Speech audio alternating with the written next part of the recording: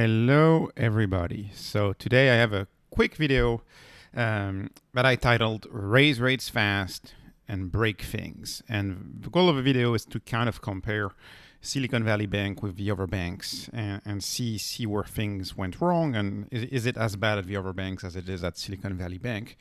But as a recap, quick recap is, banks, insurance companies, they invest their deposits, right?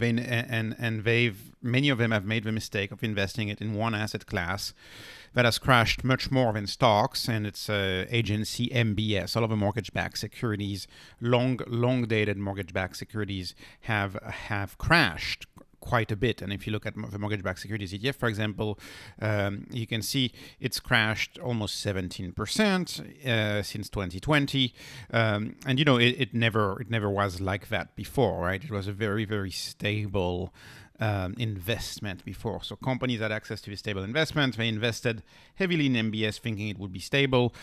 Jay Powell was telling us the Fed not thinking about raising rates. Then we have the biggest, fastest rate hike in history, the fastest one. Fast is very important when we think about this, the fastest one. And as a result of that, they take a major loss, unrealized losses on these MBS. And you can compare that in the meantime to, say, the stocks, securities. The proxy for securities is S&P 500. The S&P 500 in the meantime is up 36%. Bonds, MBS are down 17%. So you have a delta of almost 50%. And that's not supposed to happen, right? That's not supposed to have happened. Yet it happened, right? Bonds are supposed to be safer, but not this past 2 years. We haven't been safer. Bonds have been worse than stocks these past 2 years, as a whole, when spoken as a whole. And so what happens is, if your customers' cash burn remains elevated, if your customers keep spending money like it's 2020 and they have not held back on spending, or if your customers leave all at once, then you're forced to sell at a loss. And you can see, if you have a lot of those, if you have like 90 billion of those and you're forced to sell at a loss, you can quickly lose $10-20 billion, and you're forced to do a capital raise, which is what has happened at SVB. More I have to say about this is that, in my view, the FDIC tomorrow morning, they need to announce a one-to-one match on deposits. And so I heard this afternoon from CNBC, they say they have an auction process going on and they're looking at guarantees. But if you don't have if you don't have the funds that are immediately available matched one-to-one, and because that's kind of a negotiation. I assume that they're saying, anything up to $250,000 is available now, but if you have more than that, please call this number. It's going to be a process that takes multiple years. I assume that's where a lot of people fear this is going to be heading. And if this is heading there, if this is, you get 250 on Monday, and then it's whatever million you had is spread across multiple years afterwards, wealthy customers, and especially companies, I believe, will likely move their funds from small regional banks to the systematically important banks, the too big to fail banks. And there's 4 of those in the US. It's JP Morgan, Bank of America, Citigroup, and it's not on there, but it's a tier 1 stock. Well, within tier 1 is Wells Fargo, is the 4th systematically important bank. These banks are the too big to fail banks. And I actually watched yesterday the Too Big to Fail movie, and when you watch that movie, you realize it's all about confidence. It's all about confidence. That's the madness of this. It's all about confidence. Even SIVB could have survived this if people didn't rush out and didn't take $49 billion out of the bank in one day. Like, even SIVB could have survived this. But it's all about the projection of confidence and trust. People need to trust you. So I'm just going to go quickly through 10Ks and look at the losses. But a few key points, right? And the key points is this. Is like, if people don't do anything, if you do business as usual, if you wire your cash out as usual, if you don't do anything, if you don't move your deposit, if you behave normally, these crashes won't happen, right? These banks won't go bankrupt if people just behave normally, right? the banks, they can let these securities mature, right? They have different maturing dates, and they can let them mature and get their principal back. So I want to emphasize that it's the panic that makes these banks go bankrupt. It's the fact that they have unrealized losses hurts their profits tremendously. But it doesn't put them in a bankruptcy situation, right? The bankruptcy situation is the panic movement, is people panicking and getting all the money out. Because if people move the deposits out, then the banks run out of money and they have to take major losses on these investments. And I believe also that the more the Fed keeps raising their rates, right, the more these losses will grow and the more this will become problematic. So if there's one thing that I'm more certain than anything to avoid bankruptcies right now is that the Fed needs to stop raising rates, because the more they raise rates, the more these losses will be made public, the more people will learn about these losses. And it's easy for reporters to just report a nominal amount. XYZ Bank has $10 billion in losses. And then people panic, because if you're even a small business or a private individual, you hear $10 billion in losses, that makes you panic. But they don't mention, right, it's an unrealized loss. If you wait 30 years, if you wait 10 years, you're going to get the principal back. And banks have a capital structure that stays in place for decades when times are stable. Anyways, let me just go through this. So as a reminder, SVB. So I'm looking at the share of unrealized losses compared to total assets, and this is what created the panic for SVB. So a panic was created for SVB. They had $15 billion, $211 billion in assets. So that was 7.2% of unrealized losses, and signaling that to the market was sufficient to trigger the bank run. And so the question is, how do other regional banks stand on this? And as you will see, they are much better. They are doing much better. I believe this is an idiosyncrasy of SVB. SVB had much more debt, much more losses on their MBS than the other banks. They had much bigger investment in those MBS than the other banks. Actually, they were buying a bunch of MBS right when interest rates were at the lowest. So I think, before my one, right, I think this is a risk management issue for SVB. Like, somebody didn't manage risk properly. It's a risk management issue, because the other banks did not do that, and the other banks did better than SVB. So if you look at the other similar banks, for example, First Republic Bank, which everybody seems to be worried about because they had a relationship with SVB. But when I look at First Republic Bank and I look at their unrealized losses, this is from the 10K, I'm getting $4.8 billion. They have $212 billion in assets. It's 2.2%. So even though there's panic setting in, and this bank may be in trouble because of the panic, not because of a balance sheet, but because of a panic, because very few banks can survive customers wiring $40 billion out in one day. Very few banks can survive that. So it's the panic. But if you look, when I calculate SVB at 7.2% of losses compared to their asset, First Republic Bank only has 2.2, right? And let me move on, right? Charles Schwab. So Charles Schwab, same story. A lot of people are getting concerned about Charles Schwab.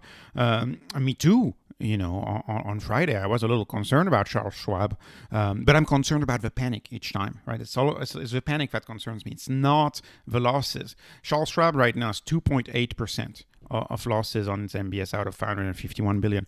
Again, much smaller than SVB. SVB at 7.2. And let me just go quickly. Fifth Third actually is not held to maturity debt. It's all AFS, available for sale debt, and we are 2.9%. So again, not nearly as bad as SVB. If I look at Truist, Truist has a little mix of both. They're actually a little higher than the other ones here, but they're still almost twice as small as SVB at a 3.9% total debt, and 1.8% HGM, 2.1% AFS. So again, these losses are nothing, are on average, almost twice as small as SVB for Truist, and it's 555 billion. If I look at PNC has been sold off with all of these other banks, and they are doing extremely well. They are doing so well with only 0.8% of their total asset as a loss. And actually, if you do AFS, you're at under 2%. So they're doing well too. If I look at Citizens is the same story, right? Citizens, you're at $9 billion. Not 9 billion. You're about at, because they didn't indicate other than 10K unrealized. You gotta calculate it. So 9.8 minus 9, you're at 0.8 billion of losses for Citizens of held to maturity. So that's only 0.3%, and they're available for sale is 1.9. So you're at 2.2% for Citizens. So again, all of those, and I kind of stopped looking at the other banks because I was seeing a pattern. There's a clear pattern.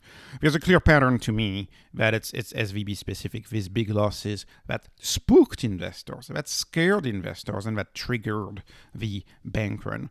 So, my conclusion of this dive into bank 10Ks, which I looked at a lot of them. I looked at big banks, small banks, but the SEC website is not the most intuitive, so it's kind of a boring type of work to do. But to me, my analysis tells me that this situation is specific to SVB right now. Right, their unrealized loss were two and a half times the next bank I can find, and it's SVB specific, but as long as the Fed stops raising rates, right? If the Fed keeps raising rates, right, there's going to be other regional banks that are going to have to signal bigger losses, right? And a lot of our regional banks may become in the situation of SVB if the Fed keeps raising rates, which is why I think they will stop raising rate, because they see what they triggered, the panic that they triggered here. They see it, right? The most important thing right now, I believe, for all of these regional banks is to avoid a bank run. So perception is everything. And that's the job of the FDIC, and that's the job of the Treasury. That's not the job of these banks. Whenever a CEO says, don't withdraw money from my bank, the CEO is sending a signal, your money is not safe. So the best thing to do for these regional banks, I believe, is to do absolutely nothing. And they got to let the government handle it, because perception is everything. So anyways, people don't dig too deep. They don't do the relationship. They see the number, they get scared, and they move money out. And the government's working on this. And Yellen this morning, Janet Yellen, Treasury Secretary, which would be the official in charge of this. She made a TV appearance this morning, and I was disappointed. I believe she needs to project much more confidence. First of all, I know this from my Roku research. Less than half of Americans have linear TV, right? Linear TV is not a thing anymore, especially in younger household, especially in perhaps your stereotypical owners of startups. And so she's making an appearance on Face the Nation on CBS when at a day when people don't have TV. And CBS is you can't load the website. It's all about remove your ad blocker. It's not even on YouTube. It's like you gotta rely on people just retweeting snippets of the interview if you want to see it. So I believe this was the wrong way to do it. To me, the best way to do it would have been a press conference at the White House with, find the most confident person and the most confident person you can find at the Treasury Department and have them as a spokesperson.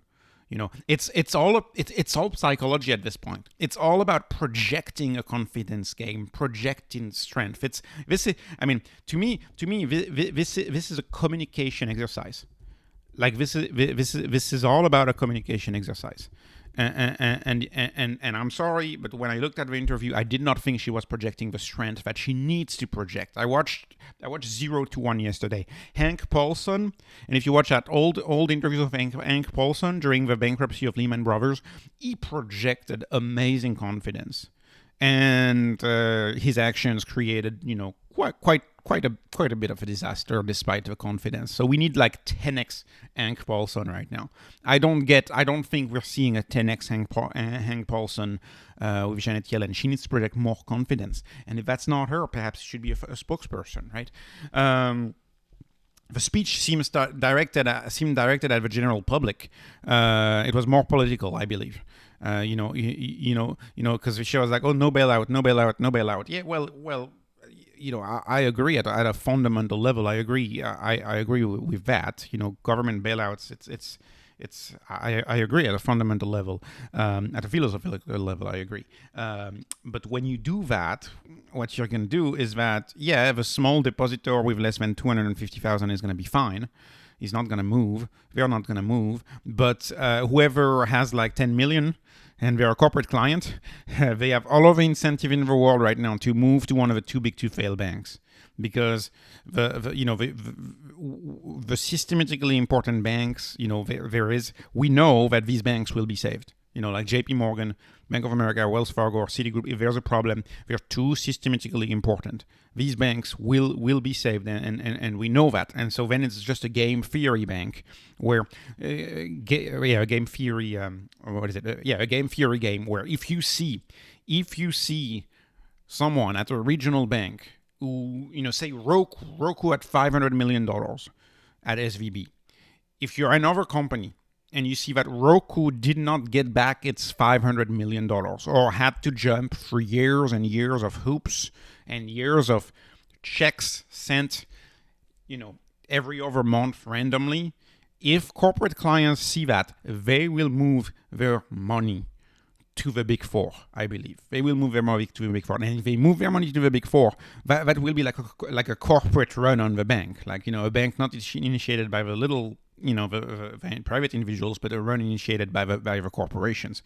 So it's so important, I believe, for them to match 1-to-1. I'm still hopeful that they will. CNBC is reporting a bidding process right now, and there's going to be some bidding, but if it's not 1-to-1, game theory says that you need to be the first out of the door, right? So so if it's not 1-to-1, a lot of corporations will look at their banking relationship and probably move to the Big Four banks and be the first out of the door. And when you need to be the first out of the door, because there's only $9 out of 10 that can be gotten back, and they need to be in the first 90%. Right? It's kind of like if a building is on fire, you have to get out of a building first. Anyways, so that's the whole idea here.